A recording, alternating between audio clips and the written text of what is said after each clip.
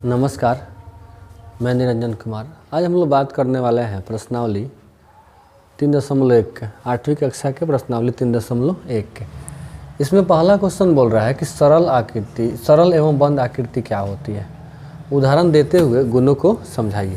तो सरल आकृति, सरल का मतलब क्या होता है, देखिए समझाते हैं आपको।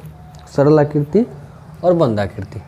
सरल आकृति की बात करें तो देखिए यहाँ पे जो हम दिए हैं वह आकृति जो क्या है, एक दूसरे को नहीं काटे, अपने आप को स्वयं कहीं नहीं काटे, उसे क्या बोलते हैं, सरल आकृति कहते हैं। मतलब वह आकृति जो अपने को नहीं काटे, कहीं भी नहीं काटे, उसे क्या, उसे सरल आकृति नहीं कहते। बाकी सब क्या बोलते हैं, सरल आकृति कहते हैं। जैसे ये क्या है, ये सरल आकृति है, ये भी क्या है, सरल आकृति है, ये भी क्या है, सरल आकृति है, और ये भी क्या है, सरल आकृति है।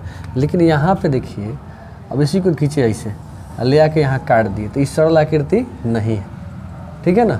ये सरल आकृति है क्योंकि अपने को स्वयं को नहीं काट रही है। जो अपने स्वयं को नहीं काटती है, स्वयं को नहीं काटती, उसे क्या बोलते हैं, सरल आकृति। ये भी सरल आकृति है, ये भी सरल आकृति है, ये भी सरल आकृति है, ठीक है, और ये भी सरल आकृति है, और ये भी सरल आकृति। सभी क्या है, सभी सरल आकृति है। अपने आप को जो काटता है वो सरल आकृति नहीं है, ठीक है, समझ में आया। सरल आकृति, सरल आकृति का मतलब है जो अपने आप को नहीं काटे, उसे क्या बोलेंगे, सरल आकृति बोलते हैं। जैसे सरल आकृति है, ये भी सरल आकृति। इसको टेढ़ा मेढ़ा भी दूसरा भी खींच सकते हैं, ये भी क्या है, सरल आकृति ही है। दूसरा है कि बोल रहा है कि बंद आकृति क्या है, बंद आकृति। तो बंद आकृति में क्या होता है, जो पूर्णतः क्या हो, बंद। जैसे यहाँ देखिए व्रत है, और व्रत क्या है, ये बंद आकृति है ना। ये भी क्या है, बंद आकृति है। ट्रायंगल है, त्रिभुज है, ये भी क्या है, बंद आकृति है, और यह भी बंद आकृति है, ठीक है ना। तो बंद आकृति का मतलब क्या होता है, जो बंद हो। सरल आकृति का मतलब क्या हो, जो एक दूसरे को न काटे, स्वयं को न काटे दोबारा कहीं, उसे बोलते हैं सरल आकृति। अब यहाँ जितना भी है ना, टोटल क्या है, सरल आकृति है। टोटल क्या है, सरल आकृति है। और इसमें से ये बंद आकृति है, और यह बंद आकृति है, और यह बंद आकृति है।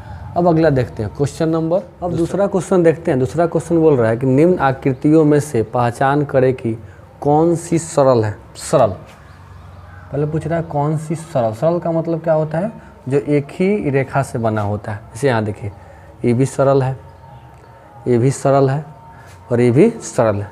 देखते हैं कौन सी बंद है।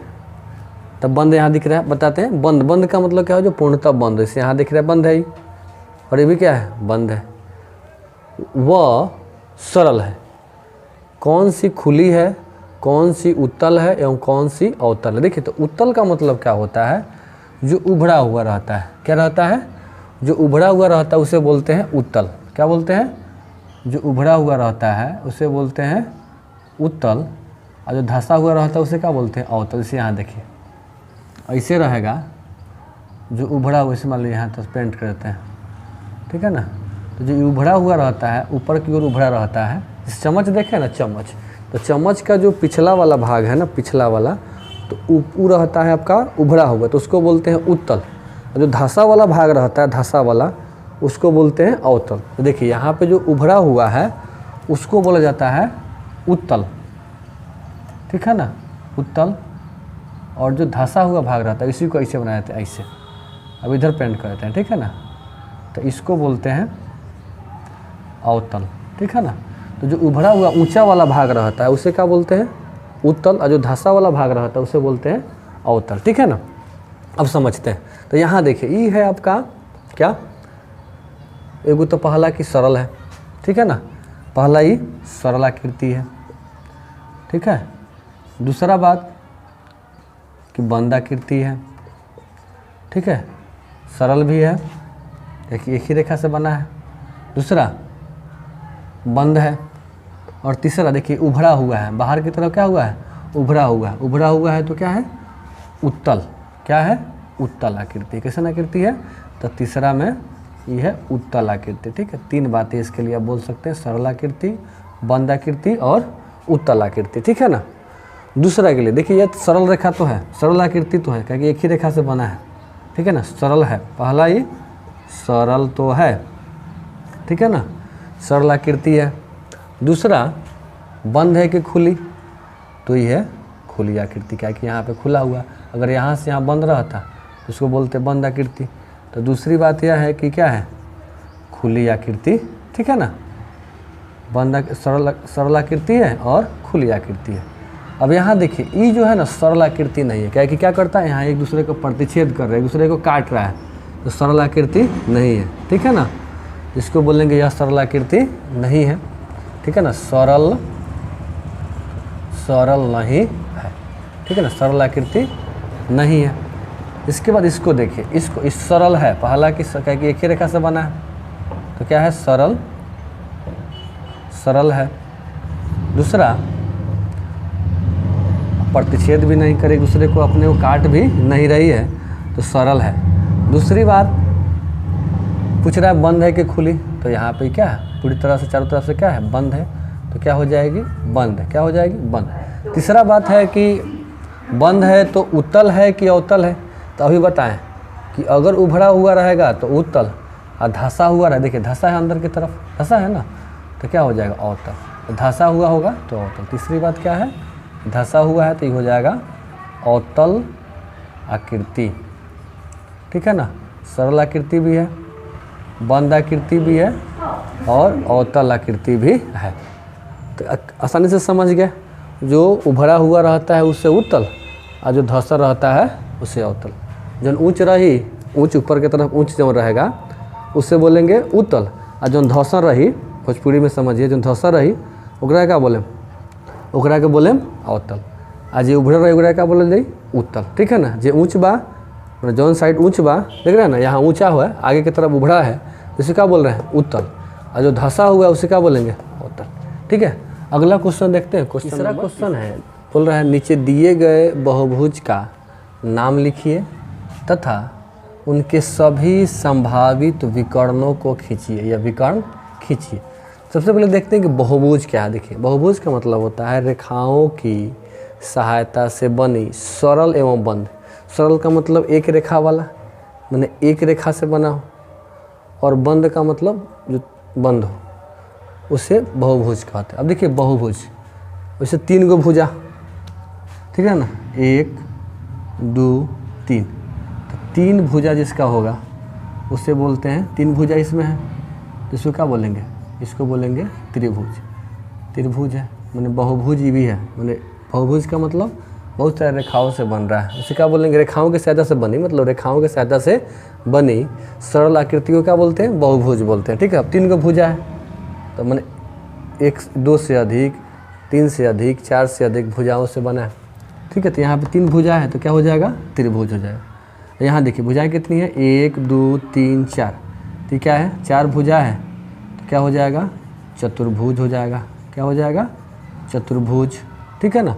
अब यहाँ देखिए 5 भुजा, 1 2 3 4 5, तो 5 भुजाएं हैं, इसको क्या बोलते हैं, पंचभुज, ठीक है। इसमें कितना भुजा है, 6, 1 2 3 4 5 6, 6 भुजाएं हैं।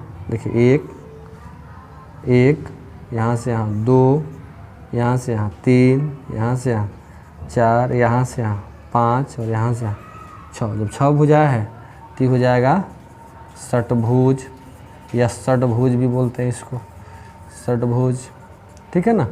6 भुजा है तो षटभुज, 3 भुजा है तो त्रिभुज, मतलब इस सबको क्या बोलते हैं, मतलब बहुभुज बोलते हैं। क्या बोलते हैं, बहुभुज, मतलब अनेक भुजाएं वाले। बहुभुज का मतलब अनेक भुजाएं वाले, रेखाओं की सहायता से बनी सरल एवं बंद आकृति को बहुभुज कहते हैं। अब आते हैं क्वेश्चन में।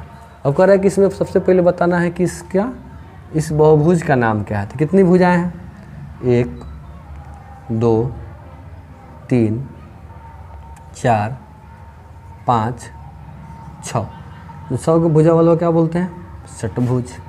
क्या हो जाएगा, इसको बोल देंगे हम लोग षटभुज या षटभुज, ठीक है ना। 6 भुजा वालों क्या बोलते हैं, षटभुज बोलते हैं। यहाँ से देखिए, यहाँ से खींचेंगे तो यहाँ 1 गो विकर्ण, 2 गो विकर्ण, और यहाँ से 3 गो विकर्ण, ठीक है ना। तो 3 गो विकर्ण यहाँ हो गया। फिर इससे इस बिंदु से खींचते हैं, 1 विकर्ण, 2 विकर्ण, और यहाँ से हो गया 3 विकर्ण। फिर यहाँ शुरू करते हैं, 1 विकर्ण, ठीक है, 2 गो विकर्ण, ठीक है ना। अब देखिए यहाँ से एक और विकर्ण यहाँ नहीं खींचा गया, देखिए यहाँ से कि यहाँ जाएगा, कितना हो जाएगा 3 विकर्ण, ठीक है ना। इसलिए कुल विकर्णों की संख्या कितनी हो जाएगी 9, ठीक है। भुजाएं कितनी हैं 6 भुजाएं हैं, तो क्या हो जाएगा षटभुज हो जाएगा। और विकर्णों की संख्या कितनी हो जाएगी, विकर्णों की संख्या हो जाएगी 9। चलिए चौथा क्वेश्चन बोल रहा है नीचे के चित्र में कुछ कारें खड़ी है। कार देख रहे हैं ना, वीआईपी कार, इतना ब्रांड कार नहीं बनाता है उतना हम बना दिए स्टाइल वाला कार।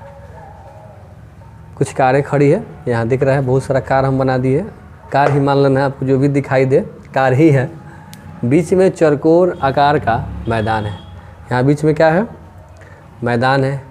बताइए कि कितनी कार बहुभुज मैदान के अभ्यंतर, अभ्यंतर का मतलब होता है, अभ्यंतर का मतलब अंदर, ठीक है ना। अभ्यंतर का मतलब मैदान के अंदर कई गो है पूछ रहा है, भाग में है, और कितनी बहिर्भाग, बहिर्भाग का मतलब होता है बाहर, ठीक है ना। तो अंदर कई गो है और बाहर कई गो है। तो अंदर कितना दिख रहा है 1 2 3 4 5, ठीक है ना। तो हम लिख सकते हैं अभ्यंतर कारों की संख्या कई गो है 1 2 3 4 5, 5 कारें अंदर है। और बहिर्भाग में कितना है, त्रिभुज के आयत के या बहुभुज के बहिर्भाग में कितना है, तो बहिर्भाग में है बहुभुज के कारों की संख्या 1 2 3, कितनी है 3। बाहर वाला कार देखिए कितना स्टाइल वाला कार है, 1 गो कार 2 गो कार, लग रहा है कि बस है, 3 गो कार। कितनी कारें हैं बाहर 1 2 3, तो बहिर्भाग 3 और आंतरिक भाग में यानी अभ्यंतर में कारों की संख्या कितनी है 5 गो, ठीक है ना। अगला क्वेश्चन देखते हैं। क्वेश्चन नंबर 5 बोल रहा है कि नीचे के 2 कॉलम में से एक में बहुभुज का नाम तथा दूसरे में उसके अंतः कोनों के भुजाओं की माप दिया हुआ है। तो एक में क्या दिया हुआ है बहुभुज के नाम, जैसे त्रिभुज, पंचभुज, सप्तभुज, नवभुज और षटभुज दिया गया। बहुभुज के नाम को उसके अंतः कोनों के मापों योग से दिया काम से फिर से पढ़ेंगे। क्वेश्चन नंबर 5 बोल रहा है कि नीचे के 2 कॉलम में से एक में बहुभुज का नाम तथा दूसरे में उसके अंतः कोनों के भुजाओं के माप दिया गया है। बहुभुज के नाम को उसके अंतः कोनों के मापों के योग से मिलान कीजिए। बहुभुज के नाम में मतलब देखिए त्रिभुज है, पंचभुज है, सप्तभुज, नवभुज और षटभुज, ठीक है ना। तो इसमें हमको क्या करना है कि त्रिभुज का अंतः कोनों का योग कितना होगा उसको मिलाएंगे, पंचभुज के अंतः कोनों का योग कितना होगा उसको मिलाएंगे, सप्तभुज के अंतः कोनों का योग कितना होगा उसको मिलाएंगे। अब यहाँ पे मैच नहीं है, इसको क्या करेंगे हम लोग मिलान करेंगे। देखिए हम डाटा बनाते हैं, मिलान करने के लिए हम डाटा बनाते हैं, सेम डाटा बनाते हैं यहाँ, ठीक है ना। पहला क्या है, पहला है उसे डाटा बनाते हैं यहाँ पे त्रिभुज, त्रिभुज यहाँ लिख लेते हैं हम लोग, पंचभुज, उसके बाद सप्तभुज, उसके बाद यहाँ पे नवभुज और षटभुज, ठीक है ना। अब एक फार्मूला आपको बताते हैं बहुभुज के अंतः कोनों का योग, यही लिख देते हैं। एक फार्मूला होता है बहुभुज के अंतः कोणों का योग, अंतः कोणों का योग, इसका फार्मूला होता है, एक फार्मूला होता है इसका 2 × n-2, 2 × n-2 इंटू सम कोण यानी 90 डिग्री, ठीक है ना। 2 × n-2 इंटू सम कोण, जहाँ n है ना यहाँ लिख देते हैं, जहाँ n बराबर होता है भुजाओं की संख्या, क्या होती है भुजा, बहुभुज की भुजाओं की संख्या। जैसे यहाँ पहला क्या है त्रिभुज, अब यहाँ त्रिभुज के लिए बनाते हैं, देखिए त्रिभुज। अब त्रिभुज में भुजाओं की संख्या कितनी हो जाएगी, त्रिभुज में भुजाओं की संख्या हो जाता है 3। तो इसका अगर हम निकालेंगे कि त्रिभुज के अंतः कोणों का योग, त्रिभुज के अंतः कोणों का योग, तो इसका फॉर्मूला क्या है? 2 × n-2 इंटू 90 डिग्री, ठीक है ना। तो यहाँ हो जाएगा 2 इंटू n का मान कितना है?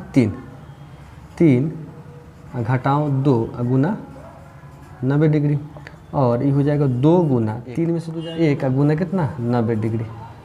तो 90 से जब गुना करेंगे 9 दूना 18, 180 डिग्री। तो त्रिभुज के अंतः कोणों का योग कितना हो जाएगा? 180 डिग्री। तो इसको ले आके यहाँ मिला देते हैं। दूसरा है पंचभुज। पंचभुज के लिए देखिए, पंचभुज मतलब यानी यहाँ भुजाओं की संख्या कितनी हो जाएगी? पंचभुज की भुजाओं की संख्या कितनी हो जाएगी? 5। तो इसके अंतः कोणों का योग निकालेंगे। पंचभुज के अंतः कोणों का योग, पंचभुज के अंतः कोणों का योग, तो इसका फॉर्मूला वही लगेगा। क्या है formula? 2 × n-2, 2 × n-2 into 90 degree. तो 2 यहाँ n का मान कितना है? 5। तो 5 घटाओ 2 गुना 90 डिग्री, और 2 × 5 में से 2 गया कितना बचा? 3 रख लेते हैं, गुना 3 गुना कितना? 90 डिग्री, ठीक है। तो हो जाएगा 3 दूना 6 और 9 छक 54, कितना हो जाएगा? 540 डिग्री। 9 त्रिका 27, 27 दूना 54, 540 डिग्री। तो 540 है कि नहीं? हाँ है 540। तो पंचभुज का कितना हो जाएगा? 540। पंचभुज 540 डिग्री। अब देखते हैं सप्तभुज। इसका देखते हैं सप्तभुज। सप्तभुज, तो सप्तभुज में देखेंगे तो यहाँ इसकी भुजाओं की संख्या कितना हो जाए? सप्त मतलब कितना होता है? 7। तो भुजाओं की संख्या कितनी हो जाएगी? 7 हो जाएगी, ठीक है ना। तो सप्तभुज के अंतः कोणों का योग, सप्तभुज के अंतः कोणों का योग, इसका वही फार्मूला होगा 2 × n-2 इंटू 90 डिग्री। 2 इंटू यहाँ पे n का मान कितना है? 7। तो 7 घटाओ 2 गुना 90 डिग्री, और 2 गुना 5, 7 में से 2 गया कितना बचा? 5 गुना 90, यानी हो जाएगा 5 गुना 10, 90, 900। कितना हो जाएगा? 900 डिग्री। है क्या 900 डिग्री? ऑप्शन में हाँ है। 900 डिग्री किसका हो जाएगा? सप्तभुज का 900 डिग्री, ठीक है ना। सब अब आते हैं नौभुज में। नौभुज के लिए क्या होगा? इसका n का मान कितना हो जाएगा? 9।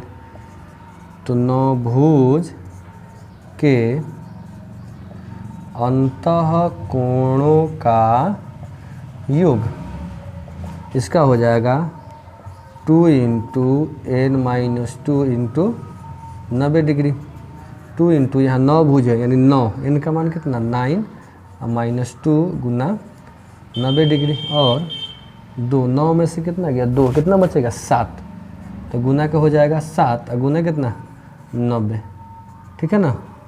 गुना कीजिए, 9 दूना 18, 18 सत्ते, यहाँ देखिए 18 गुना 7, 8 सत्ते 56 के चौहाथ में 5, ठीक है ना। 7 5 12 है ना। 7 दूना 14, 14 नवा कितना होगा? 126, यानी कितना हो गया? 1260 डिग्री। कितना? 1260 ऑप्शन में है क्या? यस, 1260 ऑप्शन में है। तो ये हो जाएगा आपका नौभुज का कितना? 1260 डिग्री। एगो बच गया षटभुज। षटभुज यहाँ बना देते हैं, यहाँ देखिए, इसको मिटा के यहीं पे बना देते हैं, देख लीजिए। षटभुज लास्ट वाला, यहाँ षटभुज बना देते हैं।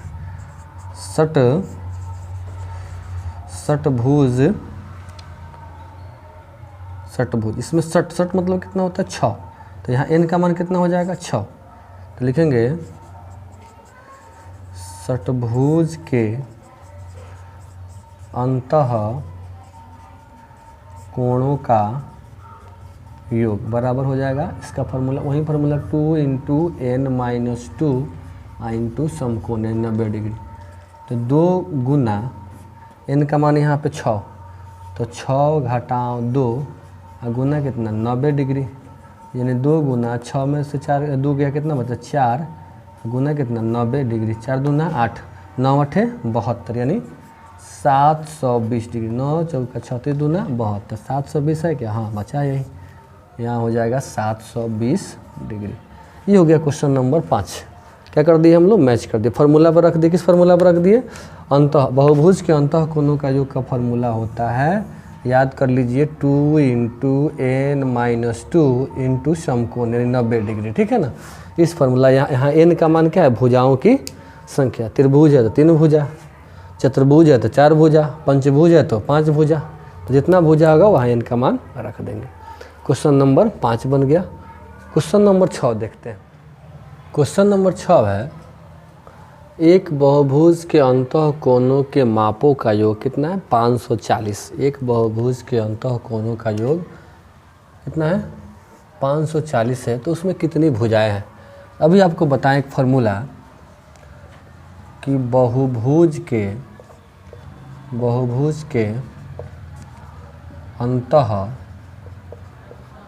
कोणों के मापों का योग क्या होता है, फार्मूला इसका होता है 2 × n - 2 इंटू 90 डिग्री। n कहाँ है, n का मतलब होता है भुजाओं की संख्या, ठीक है ना। तो यहाँ हम लोग इसी फार्मूला पे हम लोग बनाएंगे अभी, ठीक है ना, अभी बनाएंगे इसी फार्मूला पे, ठीक है। देखिए तो हमको क्या दिया है, हमको दिया है बहुभुज के अंतः कोणों के मापों का योग कितना दिया है 540 डिग्री। फार्मूला क्या होता है इसका 2 × n - 2 इंटू 90 डिग्री बराबर कितना 540 डिग्री। और अब यहाँ देखिए इसको अगर हम देखेंगे तो यहाँ पे कितना है, गुना में है, उधर जाएगा तो क्या हो जाएगा भाग में हो जाएगा, ठीक है ना। इसको भाग में हो जाएगा, और ये भी क्या है इधर गुना में है, उधर जाएगा तो भाग में हो जाएगा। भेज देते हैं, एक और भेज देते हैं n - 2 इंटू 90 डिग्री बराबर ये हो जाएगा 540 और डिवाइड बाई बटा में क्या हो जाएगा 2, तो इसको काटेंगे तो ये हो जाएगा 27 दूना 54 270 और n/2 इंटू 90 डिग्री बराबर कितना हो जाएगा 270, ठीक है ना 270 और n/2 बराबर 270 इधर गुणा में है, इधर आएगा तो हो जाएगा भागा में, तो ये हो गया 90, तो 9 तिरकी 27, ठीक है ना। और n/n - 2 बराबर 3 और n बराबर 3 + 2, इसलिए n का मान कितना हो जाएगा 5। क्या पूछ रहा है भुजाओं की संख्या, तो बहुभुज की भुजाओं की संख्या कितनी हो जाएगी 5, यही क्या हो जाएगा हम लोगों का आंसर, ठीक है। एक और अंतिम क्वेश्चन है क्वेश्चन नंबर 7, देखते हैं क्वेश्चन नंबर 7 है। एक सम बहुभुज की 8 भुजाएं हैं, कितनी भुजाएं हैं 8 भुजाएं, तो हम लोग का n का मान हो जाएगा 8, मतलब भुजाओं की संख्या यहाँ लिख देता है स्पष्ट, बहुभुज की भुजाओं की संख्या, बहुभुज की भुजाओं की संख्या, इसको n बोल लेते हैं, कितना है 8, उसके प्रत्येक बाह्य कोणों की मान ज्ञात करें। बाह्य कोणों की मान और प्रत्येक अंतः कोणों का मान भी ज्ञात करना है। तो बाह्य कोण देखिए, किसी भी बहुभुज की बाह्य कोणों का जो कितना होता है 360 डिग्री होता है, कितना होता है 360 डिग्री। तो इसका निकालना है प्रत्येक बाह्य कोणों का माप, है ना। तो लिखेंगे प्रत्येक बाह्य कोणों की माप, तो हो जाएगा 360 बटा भुजाओं की संख्या, तो ये हो जाएगा 360, भुजा कितना है 8, 8 से कटाएंगे, 8 चौका 32, 32 और 4 36, 8 पचे 40। तो इसके प्रत्येक बाह्य कोणों का योग हो जाता है 45 डिग्री। कितना हो जाएगा? 45 डिग्री। दूसरा पूछ रहा है कि प्रत्येक अंतः कोणों का माप बताना है। तो अंतः कोणों का फॉर्मूला होता है बहुभुज के, पहले योग निकाल लेंगे, बहुभुज के अंतः कोणों का पहले योग निकाल लेंगे या माप निकाल लेंगे। तो योग का फॉर्मूला क्या होता है? 2 × n-2 × 90 डिग्री। तो 2 × n का मान कितना है? क्या है? अष्टभुज 8 भुजा वाला है, तो 8 हो जाएगा। 8 घटाओ 2 गुना 90 डिग्री। और 2 × 8 में से 2 गया, कितना बचा? 6 गुना 90 डिग्री। इसको गुना करेंगे तो कितना हो जाएगा? 9 दूना 18, 18 चक 108, 108 यानी 1080 डिग्री हो जाएगा। ठीक है ना? तो लिखेंगे अंतः कोण, बहुभुज के अंतः, प्रत्येक अंतः कोणों का माप, बहुभुज के प्रत्येक अंतः कोणों का माप। ठीक है ना? तो यहाँ अष्टभुज है, ठीक है ना? तो अष्टभुज है तो इसकी भुजाएं कितनी? 8। तो क्या करेंगे? 1080 कितना है? बटा में 8। इसको काटेंगे तो 8 है कम 8, 8 तिरका 24, 4 बचा, 8 पचे 40, यानी हो जाएगा 135 डिग्री। ठीक है ना? तो एगो आपका आंसर ये हो जाएगा 135 डिग्री, और एगो हो जाएगा आपका 45 डिग्री। ये आज हम लोग पढ़ ली कक्षा 8 के प्रश्नावली 3.1 पूरा क्वेश्चन नंबर 1 से क्वेश्चन नंबर 7 तक। इसको विस्तार पूर्वक पूरा यूट्यूब पर नहीं मिलेगा इतना विस्तार से, इसको ध्यान से पढ़ें, है ना? 2 बार 3 बार इसको देखें, फार्मूला याद रहेगा। फार्मूला याद रहेगा तो मैथ क्या होता है? काफ़ी ईजी हो जाता है। मैथ क्या है? फार्मूला अगर याद है, ये ऑलरेडी एडवांस मैथ है। एडवांस मैथ में क्या होता है? फार्मूला याद है तो मैथ काफ़ी ईजी हो जाता है। ठीक है ना? अच्छा लगे तो सब्सक्राइब कर ले चैनल को, और दोस्तों के साथ शेयर करें, और ध्यान से मग्न से मन लगाकर पढ़ें। धन्यवाद।